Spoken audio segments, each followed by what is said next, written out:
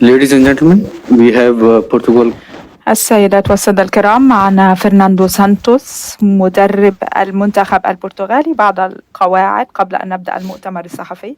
الترجمة الفورية متوفرة باللغات الإنجليزية، الفرنسية، العربية والبرتغالية. لدى طرح أي سؤال رجاء رفع اليد وذكر الاسم والمنفذ الإعلامي واللغة التي سيتم طرح السؤال بها. رجاء إذن رفع اليد مرة أخرى إن كانت عندكم أي أسئلة، فلنفتح المجال لذلك الآن.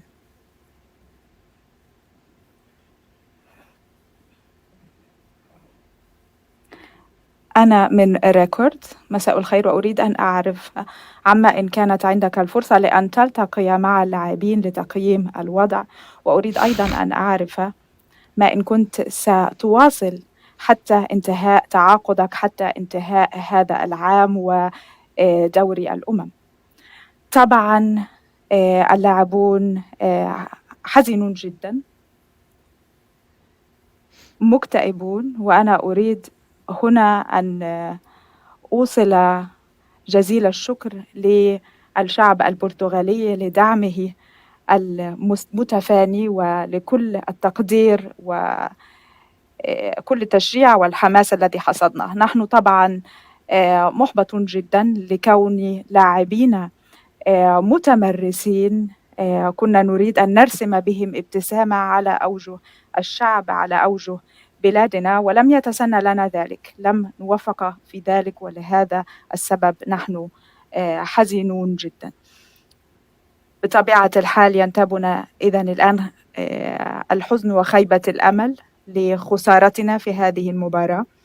وبالحديث عن ذلك، طبعا في الشوط الأول كنا نعرف من هو الخصم، ما هي التحديات التي سنواجهها، لا سيما على الصعيد الاستراتيجية الدفاعية. نحن شاهدنا مباراة المغرب ضد إسبانيا، وكنا نعرف، كنا نعي على كل هذه المعطيات، كنا نعرف أنه كان يتعين علينا أن نتجاوز، نحتوي هذه التحديات التي لم يوفق المنتخب الإسباني في التعاطي معها.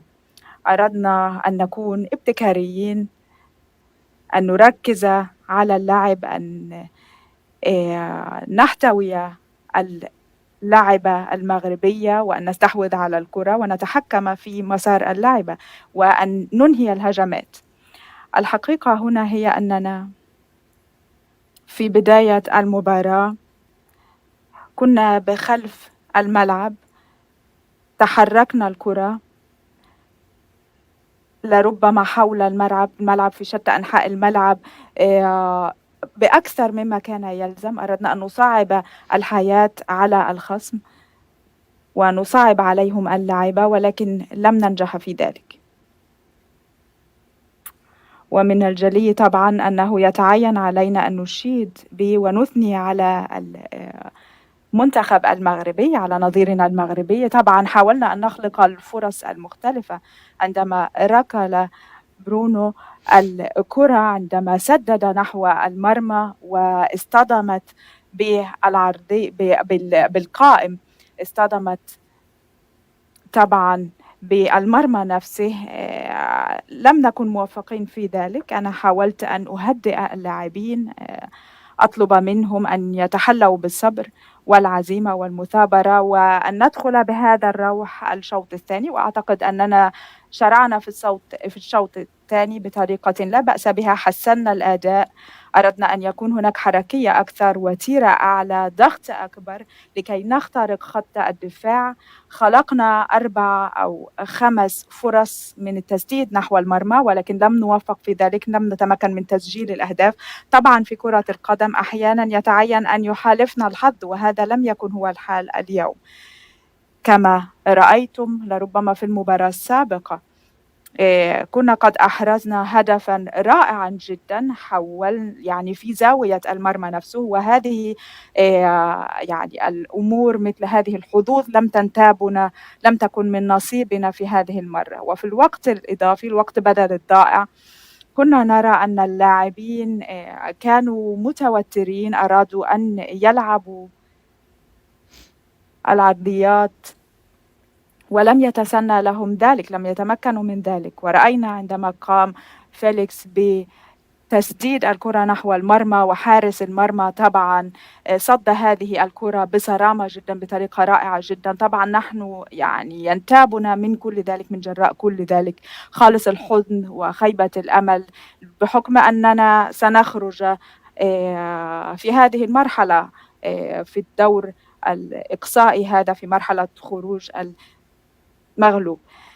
أنا سأتعاطى مع رئيس الاتحاد إذن، وعندما نعود إلى أراضي الوطن بكل هدوء سنتعاطى مع جميع الأمور المتعلقة بالعقد مرة أخرى.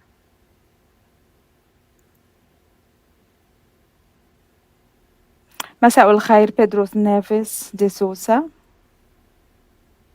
أنت قلت أنكم أردتم أن تصلوا إلى النهائي، وشددت على أنه بإمكانكم بمقدوركم أن تحملوا اللقب، أن تحصدوا الكأس. هل تعتقد إذن أن المنتخب فشل في تحقيق ذلك؟ وعلى ما يبدو هذا هو ما حصل. وعندما تتحدث مع رئيس الاتحاد هل ستقدم استقالتك؟ حسنا، كما قلت نحن تعاطينا في هذه المسألة مع الرئيس، ومنذ عام 2014 نحن كنا نتباحث في الاحتمالات بما فيها مسألة الاستقالة، ولكن نحن لا نستخدم مصطلح الاستقالة لأنها ليست موجودة في قاموسنا. طبعا نحن نريد كنا أن نمضي قدما، كان من الممكن أن يكون أداءنا أفضل من ذلك، ولكن اللاعبون أبلوا بلاء حسنا. كما سبق وقلت كنا بحاجة إلى لمسة حظ، وهذا الحظ لم يحالفنا. مساء الخير، أنا من وو سبورت في البرازيل. هل توافقني، هل تشاطرني الرأي في مسألة أن جزء من الانتقادات التي وجه بها كريستيانو رونالدو أنها أثرت على المباراة اليوم؟ وكيف تقيم مسألة أن كريستيانو رونالدو يعني أدمعت عيناه بعد هذه المباراة؟ أنا لا أعتقد أن أي نقودات وجهت إلى كريستيانو رونالدو ستكون قد أثرت على المباراة اليوم. نحن دوما كنا فريقا موحدا متماسكا. الآن فيما يتعلق بالشق الثاني من السؤال، فأعتقد أنني وفيت وكفيت بالإجابة عليه. أعتقد إن أخذنا شخصين يمكن أن نقول أنهما لربما الأكثر خيبة أمل بشأن مسار ومجرى المباراة، فطبعا سيكون لربما كريستيانو رونالدو وأنا، ولكن هذا جزء لا يتجزأ عن المهمة، عن وظيفتنا نحن كمدرب وكلاعبين.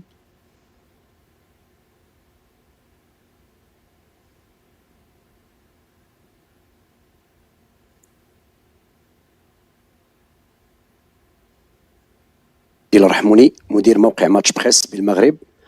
السيد المدرب فرناندو، اليوم شفنا المنتخب البرتغالي ماشي هو المنتخب اللي جرى المباراة الأخيرة ضد سويسرا. شنو هي الأسباب اللي خلات اليوم المنتخب البرتغالي أنه ما يخلقش فرص قوية أمام الدفاعات أسود الأطلس اللي كانت اليوم متفوقة على هجمات المنتخب البرتغالي؟ كما أنكم هل بهذه الهزيمة وخروج المنتخب البرتغالي ستقدمون استقالتكم كما فعل مدرب إسبانيا؟ Em termos de ofensividade, não me parece. Agora,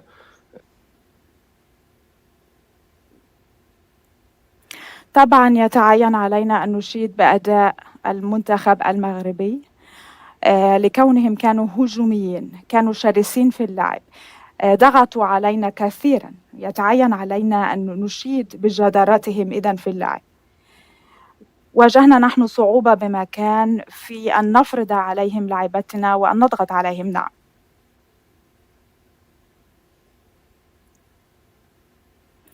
بيبي وروبن دياس لاعبان اشتكيا بشأن الطريقة والأداء للمنتخب المغربي. هل التحكيم كان لربما له أي آثار سلبية، تداعيات سلبية على مجرى المباراة؟ لا أعتقد ذلك. لربما كان من الممكن أن يعطى هذا الفاول أو ذاك لهذا اللاعب أو ذاك، ولكن بالحديث العام لا أعتقد أننا يعني يمكن أن نلوم هنا التحكيم. كان من الممكن أن نُبْلي نحن بلاءً أفضل من ذلك ولم يتسنى لنا ذلك. يعني فبالتالي ليس هناك أي جدوى من أن نضع اللوم على حكم المباراة. في مسألة مثلًا وضعية جزاء، وضعية penalty أو وضعية foul، ولكن يعني صراحةً يعني أنا لا أعتقد أن هذه المسألة يتعين أن تكون يعني مفروغ منها، يتعين أن تكون موضوع حديث. شكرًا جزيلًا إيان هيرفرد من The Daily Mirror. السؤال بالإنجليزية إن سمحتم لي. سيد المدرب، هل أنت نادم على عدم تنزيلك لكريستيانو رونالدو في التشكيلة الأساسية؟ هل تعتقد أنه كان سيعقد فارقًا في الشوط الأول؟ ما من أي ندم، ما من ندم. أعتقد أن هذا المنتخب لعب جيدًا جدًا. رأينا ذلك ضد سويسرا في المباراة المعنية. كريستيانو رونالدو نزل إلى أرضية الملعب عندما رأينا ضرورة لذلك، وليس هناك ما أندم عليه.